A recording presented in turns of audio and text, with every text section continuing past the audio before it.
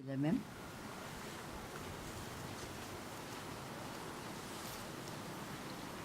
Oui, Irina. Comment dire Irina. Aux mémoires C'est quoi de la fin de la guerre et And des Krieges in Europa der.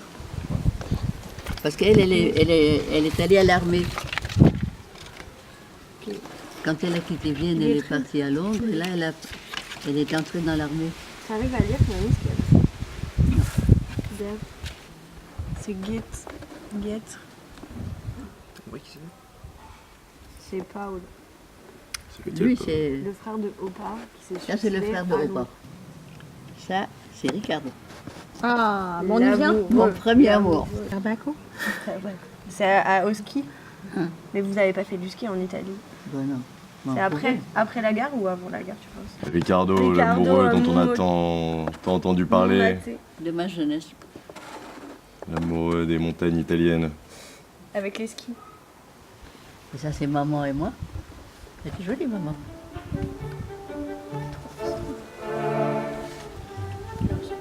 Et lui, il s'est suicidé avant la... Un jour, en 2013, nous étions tous ensemble assis autour de Mamie. Elle nous racontait, une fois de plus, des anecdotes sur son périple avec ses parents durant la Seconde Guerre mondiale. Et soudain, l'idée a germé de refaire une partie du voyage, tous ensemble, avec elle, 70 ans après, pour mettre des images sur tous ces endroits dont nous avions si souvent entendu parler. Et voilà comment tout a commencé. Voilà Liesel, Mamie. À côté, c'est Sylvie, sa fille, ma maman. Là, c'est Claude, mon oncle, le fils de Liesel. Et là, c'est moi, Capucine, la fille de Sylvie. Voilà Chloé, ma sœur cadette, et Victor, mon petit frère. Voilà Jacques, notre père, en train de plaisanter comme toujours, et Laura, la fiancée de Victor. Andreas, notre cousin, le fils de Claude, et Renaud, le mari de Chloé. Et puis bien sûr, Floppy. Pour réaliser notre projet et retrouver ces endroits où Mamie a séjourné pendant la Deuxième Guerre mondiale, nous avons fait de longues recherches. Plusieurs historiens formidables nous ont aidés à retrouver certains de ces lieux. C'est ainsi que nous avons décidé de consacrer notre voyage à la période entre Vintimille, Nice et l'Italie jusqu'à la fin de la guerre. Et c'est ce que nous allons vous raconter. Mais d'abord, revenons à l'histoire de Liesel depuis sa petite enfance jusqu'au moment où nous vous retrouverons à Vintimille.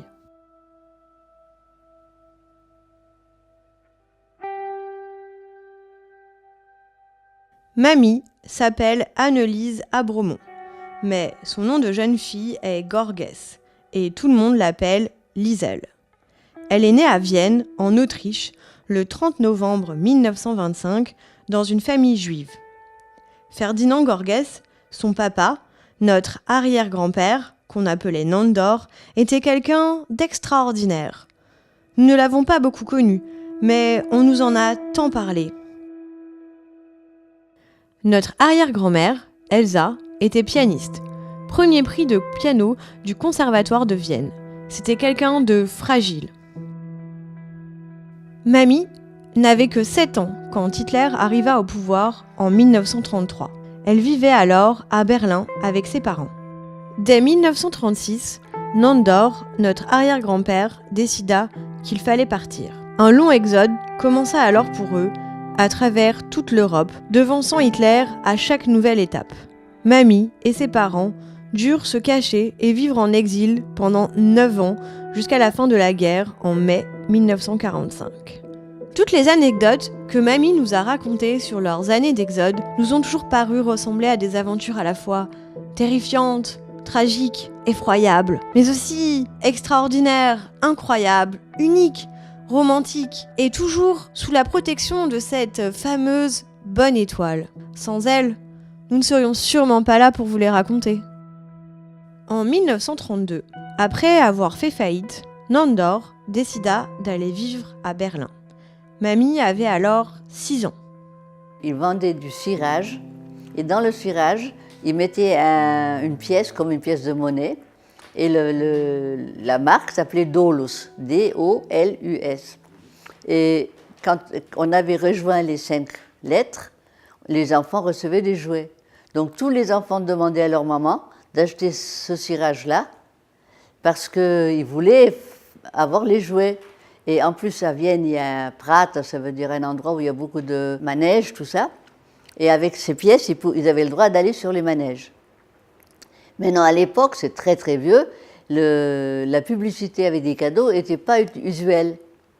Donc toutes les autres maisons de cirage se sont mis, et d'autres choses se sont mis contre mon père, et ont fait paraître une loi qui interdisait les cadeaux. Mais comme lui, tout ça s'était basé sur les cadeaux, il a fait faillite. Et là-dessus, il est parti à Berlin comme chef publicitaire dans une très grosse usine, Hydrierwerke. Et il voyageait, il apprenait aux gens à vendre. Et il avait vécu 4 ans à Berlin, où il gagnait très bien sa vie.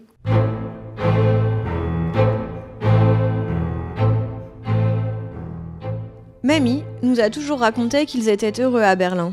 À ce moment-là, aucun juif berlinois n'aurait pu imaginer la suite. Ils vivaient tous en harmonie avec les Allemands non-juifs, qui, pour beaucoup, n'imaginaient pas eux-mêmes que tout cela serait possible.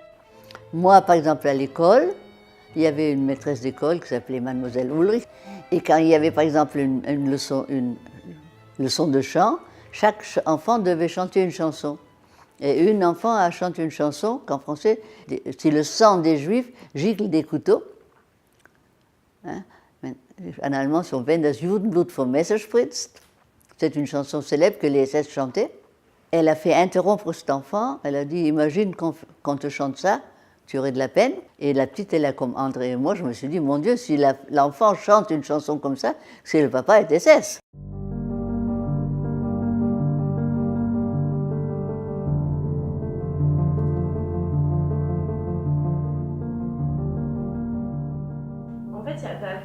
Il y a des coupables, mais en fait, il n'y a pas de coupables parce que n'importe qui peut être un nazi demain, en fait. Enfin, les nazis, au début, c'était les gens comme tout le monde, c'était les gens dans la rue, c'était les citoyens, c'était des gens qui étaient gentils un jour et le lendemain qui étaient des bourreaux.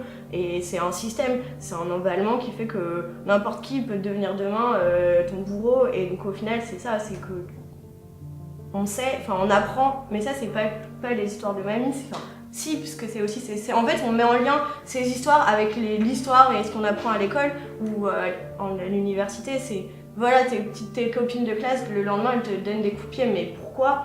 On ne sait pas, en fait. C'est pas une personne, c'est pas un coupable. C'est tous les gens qui... Enfin, pas tous les gens, mais beaucoup de gens qui sont des moutons. Et avec un contexte, ils peuvent devenir les pires personnes.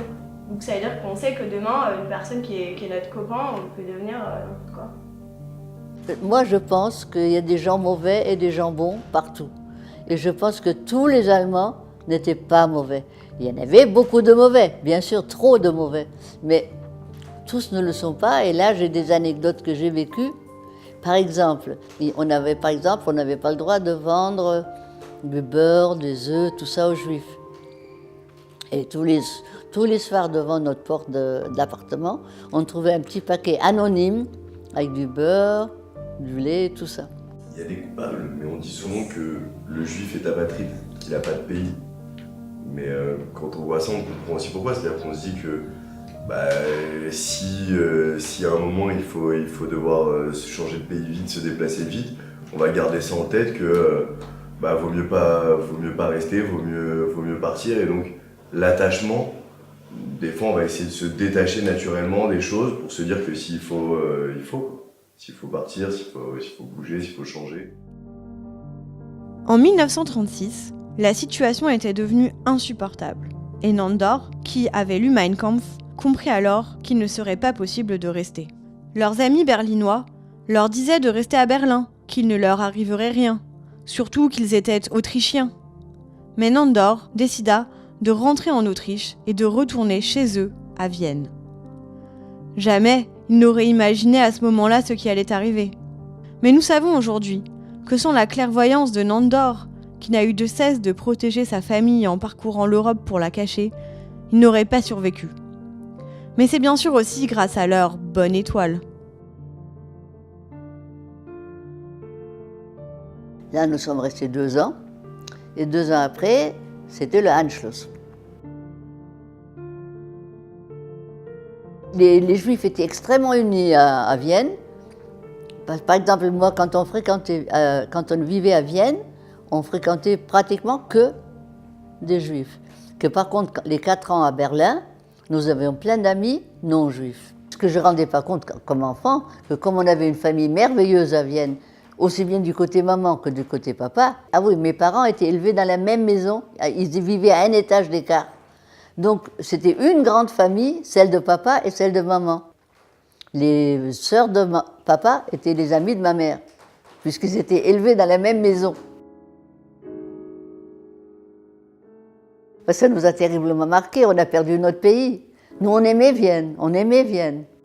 Pour moi, Vienne, c'était mon ciel. Mamie avait 12 ans au moment de l'Anschluss. Elle nous a souvent raconté qu'elle se souvenait parfaitement de ses parents très émus, écoutant le discours à la radio du chancelier autrichien ce jour-là, qui annonça, en larmes, l'annexion de l'Autriche par l'Allemagne nazie. De Berlin, ils étaient rentrés chez eux, à Vienne. Ses parents comprirent alors que, cette fois, ils devaient vraiment tout quitter pour fuir, sans savoir ce qui allait leur arriver, ni s'ils allaient réussir à échapper à toute cette horreur.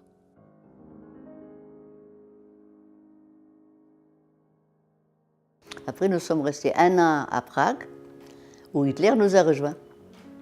Parce que nous, on a toujours fait l'avant-garde de Hitler. Berlin, Vienne, Prague.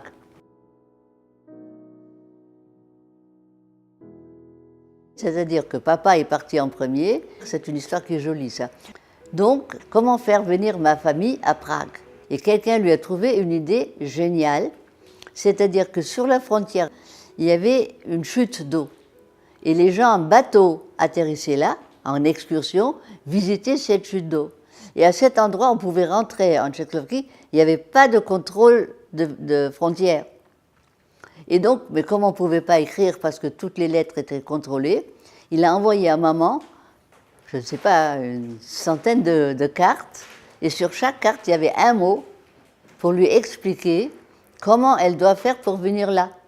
Et nous avons pris le bateau, et elle m'a dit, et papa nous attendait de l'autre côté. À ce moment, j'étais très une enfant papa, mais elle m'a dit, surtout, tu ne montres pas que tu le connais. Tu ne montres pas du tout que tu reconnais ton père. Et on s'est cachés, et quand le bateau est parti, on était arrivés. Là, mes parents ont été mis en prison, et c'était uniquement pour vérifier si on n'avait pas quitté l'Autriche en laissant des dettes d'impôts. Mamie et ses parents vivaient dans une petite pension de famille à Prague. Ils étaient venus là pour rejoindre la famille d'Elsa, notre arrière-grand-mère. Dès que Nandor et Elsa furent arrêtés, la famille voulut prendre Lisel, qui n'avait alors que 12 ans, chez eux. Mais Lisel voulait absolument être sur place pour accueillir ses parents à leur retour. Ses oncles et tantes venaient lui rendre visite et lui apportaient un panier de nourriture tous les jours. Mamie mangeait systématiquement celui de la veille et gardait celui du jour afin que ses parents trouvent de la nourriture bonne et fraîche à leur retour. Quant à notre arrière-grand-père, pendant son séjour en prison, il utilisa de la mie de pain de son morceau de pain quotidien pour fabriquer des pions d'échecs, afin de pouvoir occuper ses longues journées en jouant tout seul aux échecs. Et on a été toujours une étoile. Et maman, 8 jours après, elle a été libérée. Et papa, 3 semaines après. Sauf la tête de maman, après 1 semaine de prison, ça a dû être vraiment une horreur. Elle est arrivée à gare, affreux. La famille de Prague possédait une importante tannerie qui faisait vivre tout un village près de Prague. Après l'arrivée des Allemands, notre arrière-grand-père les incita à tout quitter pour partir avec eux. Ils estimèrent ne pas pouvoir le faire car personne ne pourrait leur racheter leur tannerie. Ce choix leur sera fatal. Ils ont malheureusement tous été déportés.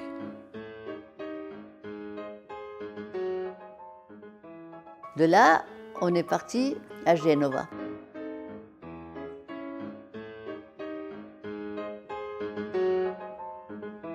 Le seul pays qui laissait rentrer sans visa, c'était l'Italie.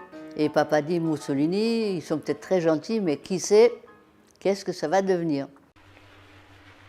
L'ebraismo mondiale è è stato durante 16 anni, malgrado la nostra politica, un nemico irréconciliabile del fascismo. Donc la famille de papa, sa sœur, avait reçu, et nous aussi d'ailleurs, on aurait pu partir en Amérique, mais on n'avait pas assez de sous pour tous. Donc mes parents ont donné leurs sous à tante Sérène, à la sœur de papa, qu'au moins une partie de la famille puisse partir en Amérique. Mon père était très généreux. Elle a réussi avec sa famille, et parce qu'ils étaient entourés, ils étaient soudés, et ça fait partie de... Ils se sont aidés, ils ont trouvé des solutions pour essayer d'échapper à chaque fois. Et c'est ensemble qu'ils ont fait le travail pour se sauver de chaque situation. Donc, ma tante Sérène est partie en Amérique, et nous, on est restés à Gênes un peu. Et après, on a dit donc, et là, on a fait cette histoire de bateau la nuit, c'est-à-dire on est allé jusqu'à Ventimille.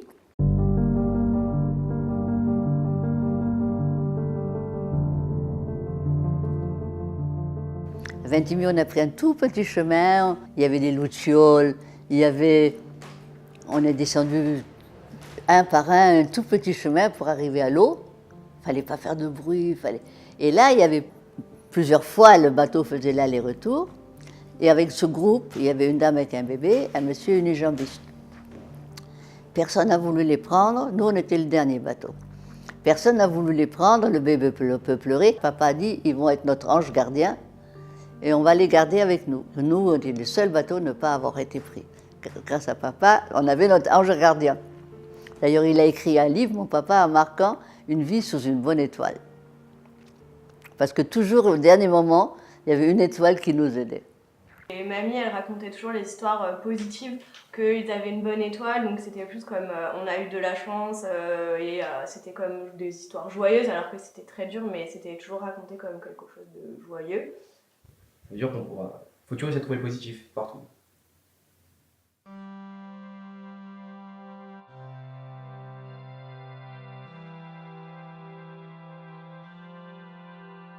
Mamie nous a toujours dit qu'elle n'oublierait jamais cette nuit-là. Et c'est là que notre incroyable aventure collective a commencé. Tous ensemble, enfants, petits-enfants, conjoints, nous sommes partis à 10 dans un minivan autour de Mamie. Elle était si heureuse d'être au milieu de nous tous pour retrouver ces lieux de mémoire 70 ans après. Et c'est à partir d'ici que nous avons pu, grâce aux historiens qui nous ont aidés, refaire la partie du voyage que nous allons vous raconter maintenant. Là, à Ventimille, un ami historien, Paolo, nous a aidés à retrouver la fameuse petite crique. Alors, avec toute probabilité, la plage est là derrière. On ne la voit pas. Je vous le montre, tout ce qui va partir d'ici. Voilà. On va essayer de s'arrêter un moment à la plage de Latte. Après, il faut prendre la route en bas, essayer de le trouver d'en bas. J'ai compris. Ok. J'ai compris. Déliré, hein? Vous avez bien déliré. Et là, le chemin, il descend là. Et là, tu arrives tout en bas là par le chemin. Et en bas, tu as la toute petite crique. C'est exactement ça. Et puis, c'est une fois de plus. Claude, l'autre jour, avait dit qu'à chaque fois, les endroits qu'on découvrait, c'était si beau. Ouais. Celui-là aussi, il est vraiment beau. Mais c'est fabuleux. On va descendre. Attends. C'est mieux Capucine ou quelqu'un. Après, moi, c'est le vertige. Ah, t'as le vertige qui rentre devant, là?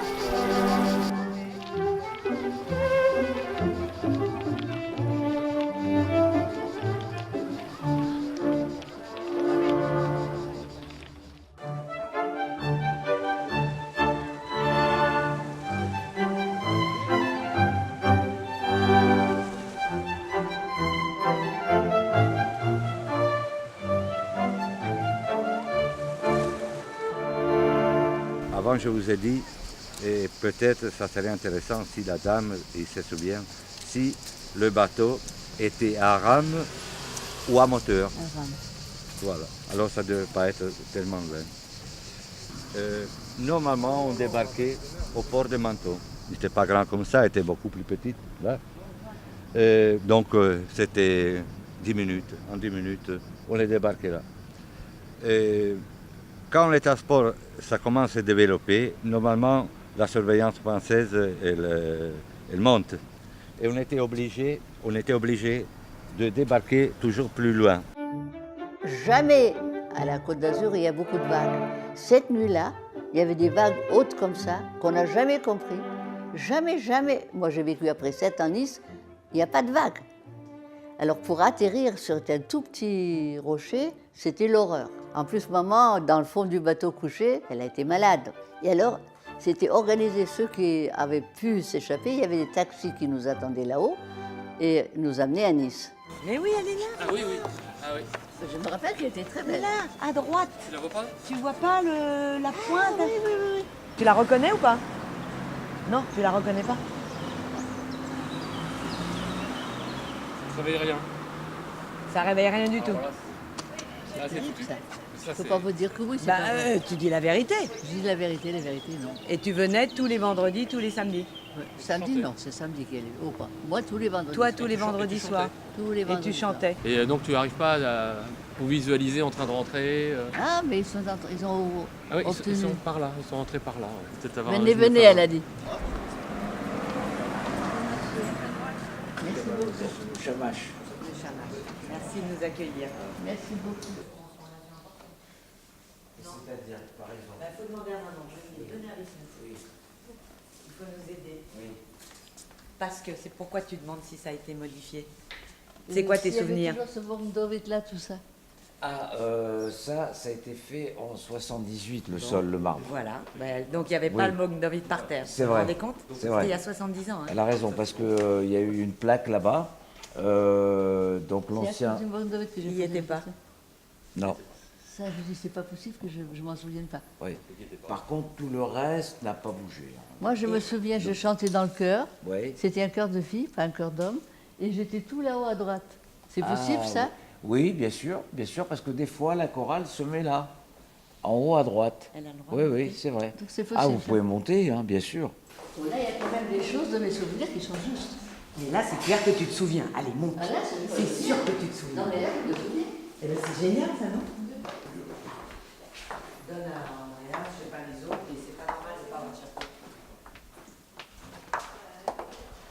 Le papa, il prend quelque chose.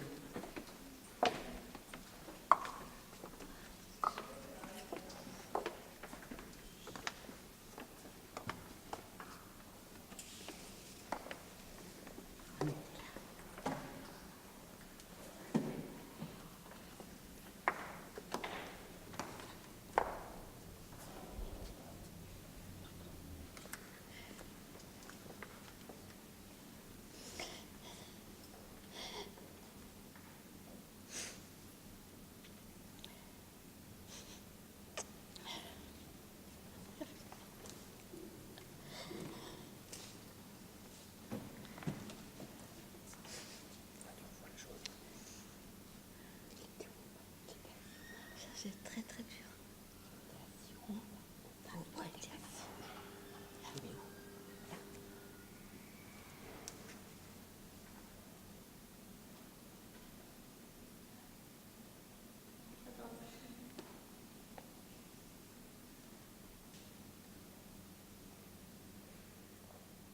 C'était, enfin moi je l'ai ressenti comme un moment intense, très très intense, de très très grand bonheur.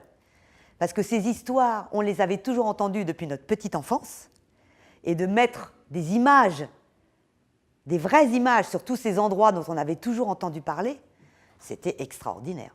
Et le plus extraordinaire, c'était de voir maman avoir ces flashs de mémoire. Donc quand tu es arrivé tout à l'heure, quand tu t'es penché là, Oui. tu as eu un flash Je de voyais mon souvenir. papa. Et donc, Et je voyais mon père, et moi j'étais très, très, très fille-papa. C'était mon papa, c'était un peu un bon Dieu. Et je le voyais en face de moi.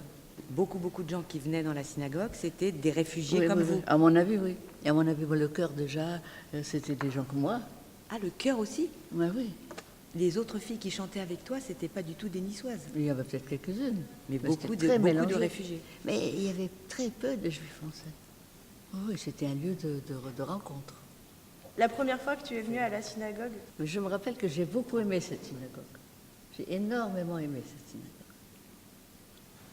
Ça, j'ai un souvenir de paix, de harmonie. Attends, Victor, il voulait Ça n'a aucune...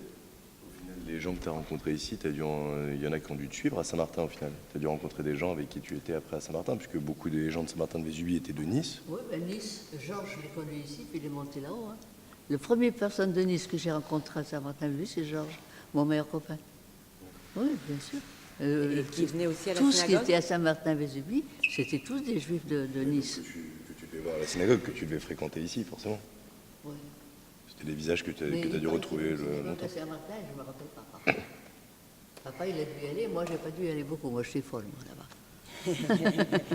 Et vous n'aviez pas peur d'aller à la synagogue? Non. Ah non. Je pense pas qu'il n'y a jamais rien eu à la synagogue. Des rafles ou des choses comme ça, j'en ai pas entendu dire. Je crois pas. Alors, quand il y avait des rafles, on n'allait pas à la synagogue.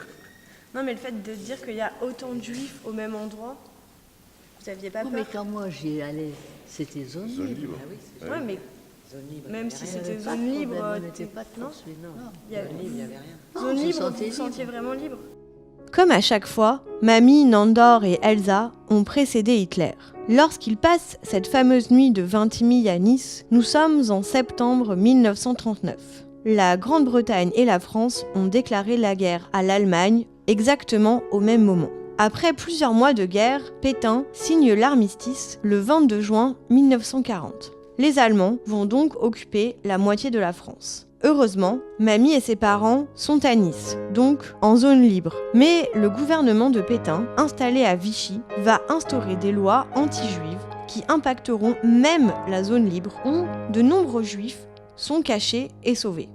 Le statut des juifs en zone libre est différent selon qu'il s'agit de juifs français ou étrangers. Et encore plus pour ceux qui viennent des pays occupés par les nazis, comme l'Autriche, qui sont davantage pourchassés. Après presque un an à Nice, à l'automne 1940, on demande à Liesel, Nandor et Elsa, comme aux autres juifs originaires de ces pays, de quitter la France. Ceux qui en ont les moyens partent, et on propose à ceux qui ne le peuvent pas de les y aider. C'est ainsi qu'on les fit monter dans un train qui était censé les sauver, mais qui, après un trajet de 3 jours et 3 nuits, conduisit en fait Nandor au camp des Milles et Liesel et sa maman à Gurs, 2 camps de concentration français. De Nice, on a été à Gurs. Ça, c'était une horreur. Je préfère pas trop en parler. On dormait sur la paille, on n'avait rien à manger. C'était infect, il y avait de la boue partout parce qu'il pleuvait beaucoup. On vivait dans la boue. C'est pas racontable. On vivait dans la boue. Gurs, c'était horrible. Et tout ça, c'était plein de barbelés. De l'autre côté des barbelés, il y avait un camp aussi, pour des travailleurs espagnols. Et j'étais souvent au bord de ces barbelés, regarder de l'autre côté, j'avais faim. Et un jour, il y a un Espagnol qui m'a montré un bout de pain, parce qu'eux, comme ils travaillaient, ils avaient plus à manger. Et alors j'ai passé sous les barbelés, il m'a donné cette tranche de pain, je me suis ouvert ici, la carte sociale, et après le pain, je l'ai caché sous mes vêtements toute la journée, et la nuit, quand tout le monde dormait, je mangeais avec maman. Parce que s'ils avaient vu que j'avais une tranche de pain, on me l'arrachait. Hein. Parce que quand les gens ils ont faim, ils deviennent sauvages. Hein. On vit dans un monde complètement différent et on ne peut pas s'imaginer à quel point, enfin surtout se dire l'endroit où elle a pu dormir sur de la paille, alors que nous on a la télé, Internet, tout ça, arriver à une différence à tel point, on a un lit, et j'aurais pas pu imaginer. C'était inhumain. Pour se laver, pour se tenir à peu près propre, il n'y avait pas de toilette. C'est pas racontable. Là, après, pourquoi on a été libérés? Je ne sais pas. L'étoile, elle était là. Parce que la moitié de ces gens-là sont partis à Auschwitz. Et nous, on a eu la chance, on est sortis. Je ne sais pas. Je n'ai jamais su pourquoi ils nous ont libérés. À leur retour à Nice, ils se sont retrouvés tous les 3 sans aucune ressource. Ils n'avaient plus rien.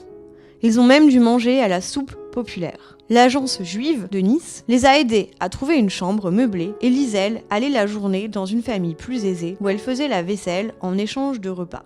Comme elle ne supportait pas cette situation difficile, elle essaya de gagner quelques sous en créant des boucles d'oreilles qu'elle fabriquait elle-même. Ces boucles d'oreilles remportèrent un tel succès que leur vente permit à Mamie, qui avait alors 15 ans, de nourrir toute sa famille.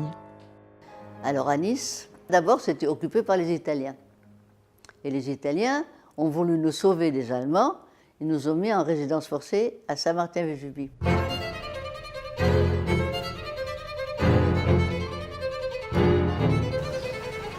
This house, it's there. But we don't know Tu how to go reconnais in. ou pas? S'il vous plaît. Ah, déjà, Claude, il est dedans. Par où t'es passé? Et ça, c'est les seuls 6 mois où nous avons vécu d'une façon merveilleuse, en paix, sans avoir peur, puisque on avait peur de quoi? Ils étaient là, les Italiens. Je pense que chaque peuple est un peu différent, sauf qu'ils ont une autre approche des choses. Les Italiens, ils sont accueillants, ils sont souriants, ils sont bienveillants d'office. Hop là. Mamie, faut que tu expliques pour la caméra. Ça, c'est la maison où nous habitions pendant 6 mois, parce que papa, il cherchait toujours un piano, et c'est cette maison-là, il y avait un piano. Et maman, on vivait parce que maman donnait des leçons de piano, et en plus, il avait trouvé l'huissier du village, qui jouait merveilleusement bien du violon, et qui venait tout le temps faire des concerts avec maman. Et les officiers italiens, tous les dimanches, venaient écouter les concerts. C'est là qu'on jouait, c'est là. Qu'est-ce que tu dis? C'est ici qu'on jouait, c'est sûr, c'est ça. Toute la jeunesse venait, on jouait, on tournait, on dansait. Nous, on passait notre vie à danser. Mais pas ici. Bah, bien sûr, sur l'herbe. Et tu dansais avec la musique? Alors, on avait un gramophone. C'était pas électrique, c'était juste comme ça à manivelle. Et après, Et il y avait tout le monde qui se retrouvait. il n'y a pas. On marchait dans la rue, on dansait. Ouais. On courait quelque part, on dansait. On vivait en dansant.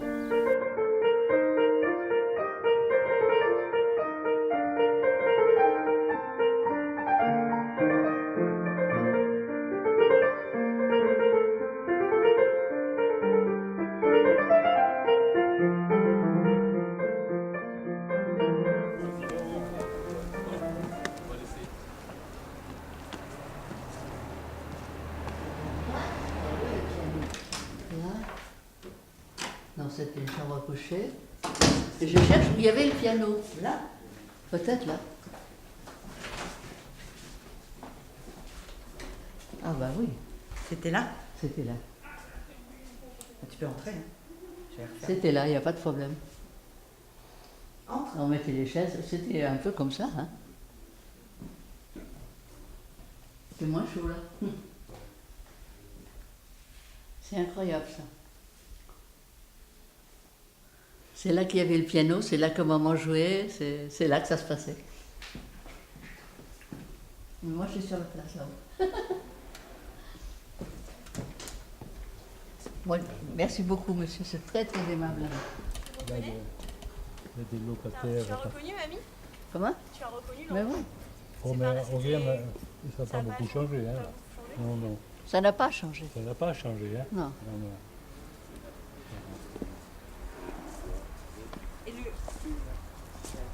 Ça n'a pas changé. Le monsieur, Et il surtout était- ici, ça n'a pas changé. Le jardin n'a pas changé. C'est dingue.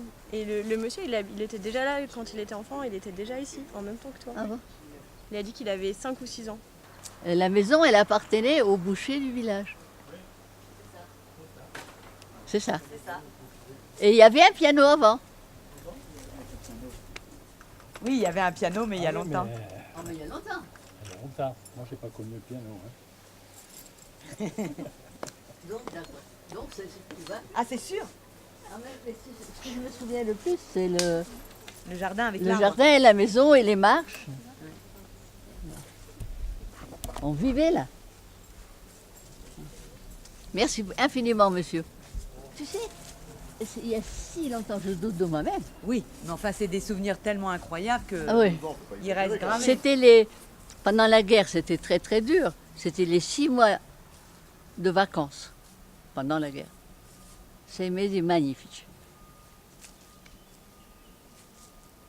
C'est mesi di piacere e di ballo. Molto importante per me. Ancora oggi ballo. Ça résume tout, c'est tellement incroyable de dire ça. Et donc on allait. Et alors aussi, ce qui est formidable, c'est que les gens que l'on a rencontrés pendant le voyage, tous nous ont fait rentrer. Où on allait, c'était là, mais venez voir, visiter. Donc on a pu rentrer comme si toutes les portes s'ouvraient pour ce moment de mémoire. C'était vraiment, il y avait une magie comme dans cet épisode. Et alors là, après 6 mois, les Italiens ont cessé la guerre avant la fin de la guerre. Ils nous ont rassemblés sur la place, ils nous ont rendu nos papiers.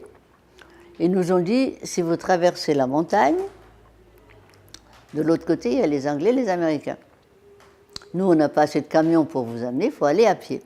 Ils nous ont simplement dit, vous partez par là. Ils nous ont expliqué nos chemins à prendre. Et là, j'ai appris dernièrement qu'il y avait quelques-uns qui avaient déjà construit le chemin et qui savaient où on devait aller. Je n'ai jamais su ça.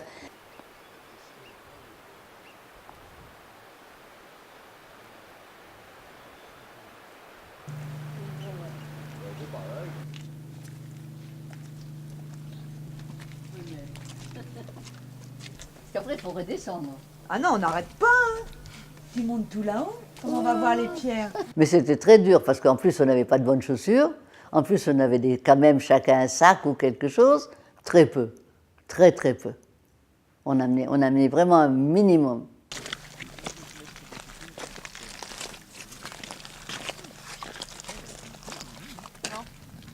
D'ici, tu peux montrer les pierres à la caméra et... Moi, je pense qu'il Pas faut... plus, moi. Quoi? Poussez-vous. Si tu vas juste... Non, elle peut pas. Non, ça me fait Elle vraiment peut pas. tourner la Elle tête, peut pas. honnêtement. Ah, elle peut pas? Non, franchement pas. Mais c'était terrible parce qu'on marchait et les pierres redescendaient. Et à l'époque, j'étais sportive et jeune. On était une dizaine de garçons et une fille, c'était moi. Et on a fait une chaîne et on montait les gens comme ça.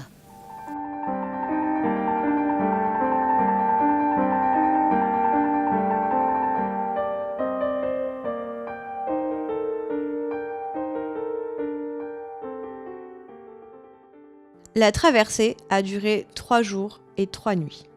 3 jours et 3 nuits qui ont dû être épuisants, à dormir sous les étoiles. Plus de 300 personnes, avec des vieillards et des bébés. Certains ont même fait demi-tour. Ils ne pensaient pas pouvoir y arriver et voulaient retourner à Saint-Martin-Vésubie, où ils avaient été si heureux. Ils y ont trouvé les Allemands et ont été déportés. Et voilà, Liselle, Elsa et Nandor sont arrivés de l'autre côté. Et la première chose qu'ils ont apprise, c'est qu'il n'y avait pas les Anglais ou les Américains, mais les chars allemands qui venaient d'envahir l'Italie. Alors là, après, on a marché. On est arrivé de l'autre côté après 3 jours et 3 nuits. Et là, on est arrivé tout en haut d'une montagne, il y avait un village. Et ils nous ont accueillis, ils ont fait une grande soupe dans des grandes marmites. Ils nous ont accueillis d'une façon extrêmement amicale. Ils nous ont donné de la paille pour dormir dessus. Enfin, on était affamés, on était très fatigués. Et papa, il a dit, on est trop nombreux ici, c'est pas possible, on va se faire prendre. Les Allemands, dès qu'ils vont entendre qu'il y a des Juifs là-haut, ils vont venir. Et maman, s'il te plaît, laisse-moi me reposer au moins un jour, j'en peux plus. Papa dit, je regrette beaucoup. À 6h du matin, on s'en va. À 10h du matin, les Allemands étaient là-haut. Et tous ceux qui étaient restés là-haut se sont fait prendre et sont partis à Auschwitz. Et nous, on est descendus dans le village, tout seuls, que nous 3. On était chacun pour soi. D'ailleurs, souvent, je me suis dit, pourquoi qu'on n'est pas parti avec d'autres? Non, on est parti tout seul. Parce que je crois qu'on avait trop peur. D'abord, on est resté à Ritana quelques jours. Mais là, les Allemands venaient très souvent. À chaque fois, il fallait se cacher dans des petites baraques où il y avait des feuilles séchées pour l'hiver des animaux. Et on se cachait sous les feuilles. Bon. Et après quelques jours, papa a dit, non, ça, c'est trop dangereux, on va monter dans la montagne. Il faut dire que les Italiens, là-haut, ils nous ont accueillis, ils nous ont donné à manger, ils nous ont hébergés. Eux, ils pensaient que comme pour aller là, il y avait 2 heures de marche avant d'arriver à une route carrossable, il ne pouvait pas y avoir d'Allemands. On n'était que nous 3. C'est le hasard des choses. Mais par contre, les gens qui étaient arrivés de Saint-Martin-Vésubie se sont éparpillés dans toutes les vallées des environs. Mais dans notre vallée à nous, il n'y avait que nous. Après les Feldman et les Cavaliers, on sait tout. Queste qua è dei vicini francesi. C'è ancora questa, c'è ancora, sì c'è, è sotto i francesi, è sotto quella casa bianca con le portine rosse. Perché dovrebbe essere, parce qu'on va chercher la maison de Feldman et puis en face il y avait sa maison, n'est-ce pas? Alors je crois que Se vuoi la posso vedere qua subito. Se ha voglia sì, andiamo di sotto. On descend.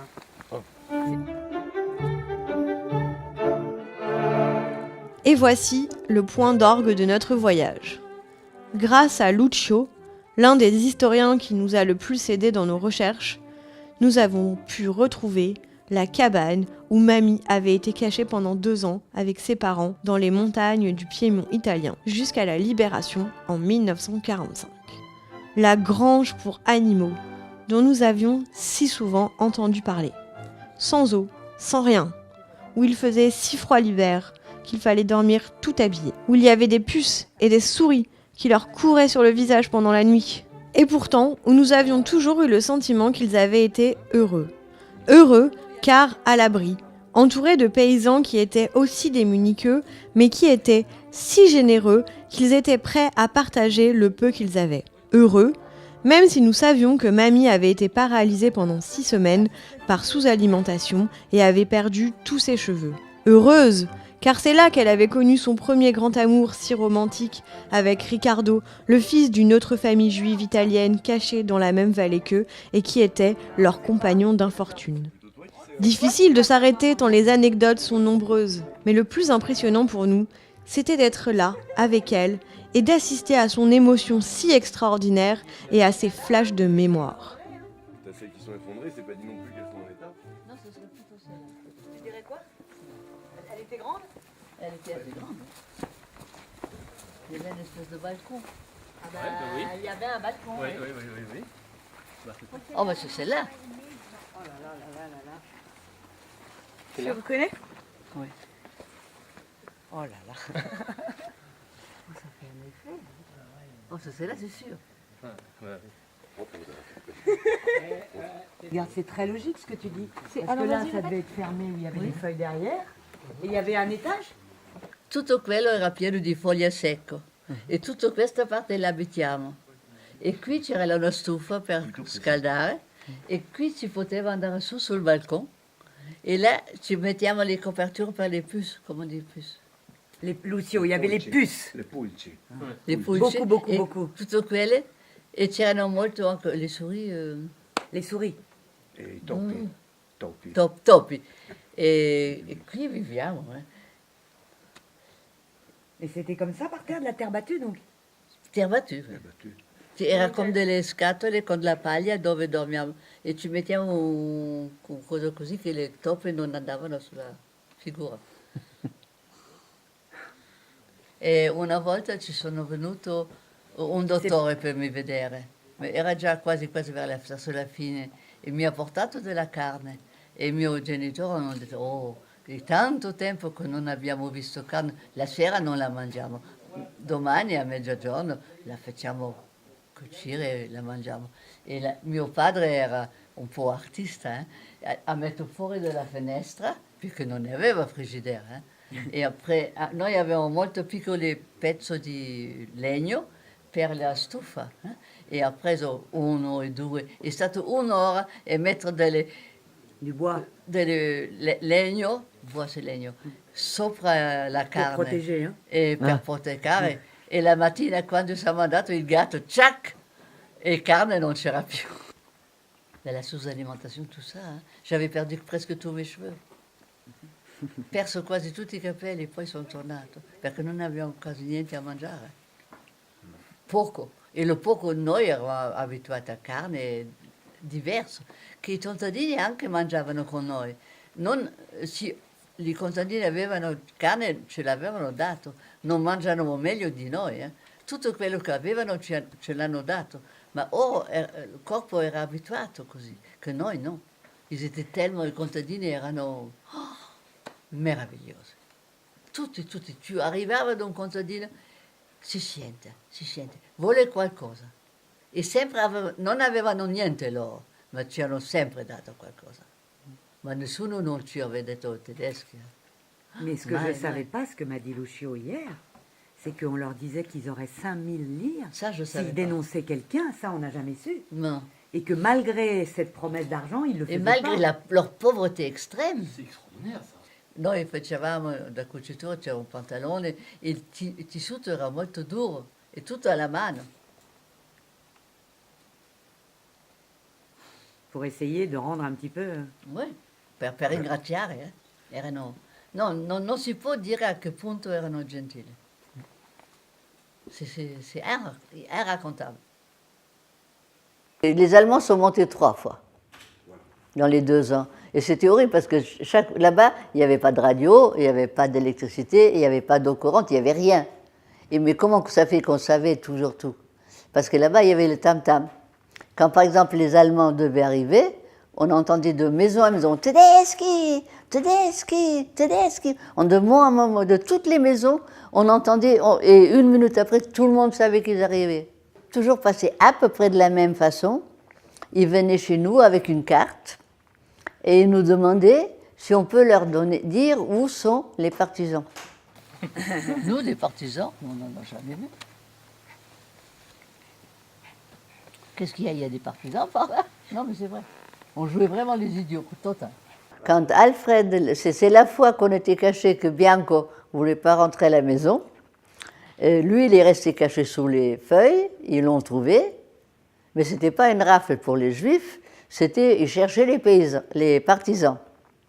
Et Alfred, il faisait le diminué mental comme ça, complètement été de travers, mais c'était un garçon très intelligent, hein. Il a réussi à prendre l'aspect complètement d'un fou, aliéné mental. Mon père, il a supplié en disant qu'Alfred lui cassait le pain, le bois, qu'il nous aidait. Mais les Allemands, ils cherchaient que les partisans, ils ne cherchaient pas les Juifs. Mais vous les aviez vus Bien sûr. Qu'est-ce qu'ils venaient faire, les partisans? Ils nous ont donné du sel, ils nous ont donné des couvertures, ils étaient gentils comme tout. Sauf que papa, il a beaucoup voyagé en Allemagne. Il connaissait à peu près toutes les villes en Allemagne. Et quand il venait, il essayait de les faire parler de leur chez eux. Et ça les rendait de bonne humeur. Il disait « Oh là là, vous venez de quelle ville ?» disait « On vient de Munich. » Oui, oh, la Munich, il y a un théâtre merveilleux, il s'appelle comme ci, comme ça. Est-ce qu'il existe toujours? Est-ce que vous avez toujours tout ça? Et ça les rendait aimables. Et nous, maman et moi, on se tenait comme ça pour pas qu'on voit qu'on tremble. Et lui, il était là, oh, que je suis heureux de pouvoir parler l'allemand, oh, que c'est bien que vous venez nous voir, etc.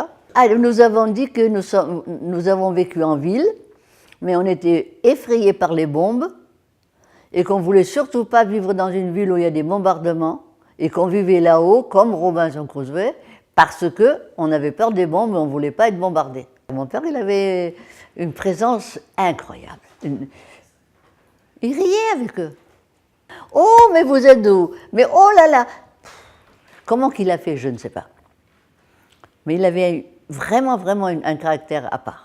Le réseau téléphonique, voilà. Buongiorno. Ah, ecco, finalmente. Isella. Oui. Sono io. Benvenuta e Grazie. bentornata. Grazie. È un grande onore avere lei oggi qui. È onore per da me noi. di venire. No, è bello che sia tornata perché fa parlare questo posto.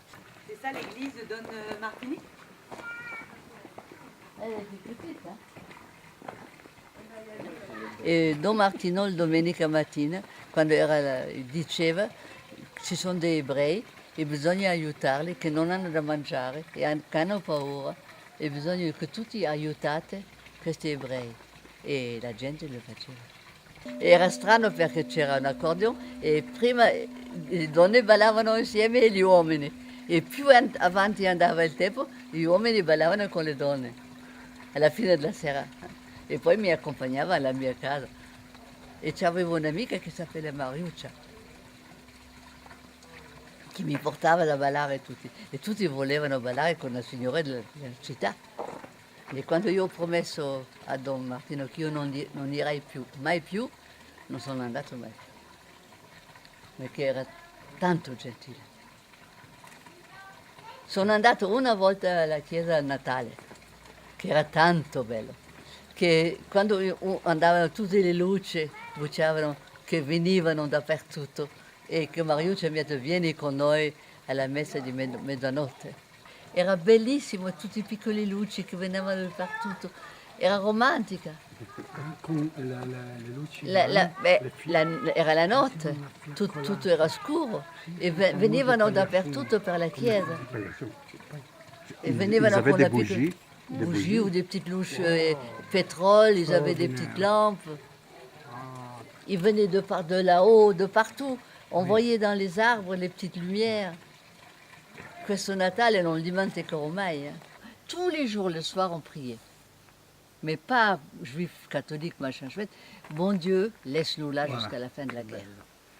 Tutte le sere, mio padre e mia mamma, insieme, bon Dieu, lascia qui fino alla fine della guerra. E siamo stati fino alla fine della guerra. Bene, noi siamo ebrei, certo. Ma non era Shema, no, niente. Stare qui fino alla fine della guerra. Et ogni sera prima di dormire. Vous saviez que ça allait finir Hein? Vous étiez sûr que ça finirait un jour? On ne savait pas du tout, on ne savait rien. Mais vous vous disiez que ça allait finir, vous ne disiez pas que ça allait... Ben, une guerre, elle finit. Bah non, mais ça pouvait rester tout le temps. Ben, on ne savait rien. Toutes les guerres, elles ont une fin. Toutes les guerres ont quand même une fin. Ça peut durer longtemps. Ben, ça a duré assez longtemps. Hein. Non, on ne pensait pas combien de temps. On ne mettait aucune limite. C'était juste espérer de passer au travers, quoi. Exactement. Exactement.